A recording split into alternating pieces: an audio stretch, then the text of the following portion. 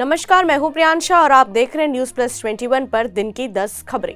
सुकमा में पुलिस नक्सली मुठभेड़, डीआरजी के 2 जवान घायल, जवानों का दावा कई माओवादियों को भी लगी गोली। किसान की मौत की मजिस्ट्रियल जांच, रायपुर कलेक्टर ने एडीएम एनआर साहू को सौंपी जांच। बिलासपुर में इंजीनियर युवती ने लगाई फांसी, कान में लगा था हेडफोन, तनाव या विवाद के चलते सुसाइड की आशंका। असम में 5 साल के मासूम की जान लेने पर भीड़ ने डंडों से पीटकर की शख्स की हत्या, आग भी लगाई। बंगाल, छत्तीसगढ़, बिहार और महाराष्ट्र में 12 अप्रैल को होंगे उपचुनाव। अंडमान और निकोबार द्वीप समूह में महसूस किए गए भूकंप के झटके, रिक्टर स्केल पर 4.1 रही तीव्रता। यूक्रेन संकट के बीच सुरक्षा तैयारियों पर पीएम मोदी ने की हाई लेवल मीटिंग, रक्षा मंत्री राजनाथ सिंह भी रहे मौजूद। दिल्ली में खत्म हुई कांग्रेस संसदीय दल की बैठक, अब शाम को होगी कांग्रेस कार्य समिति की बैठक।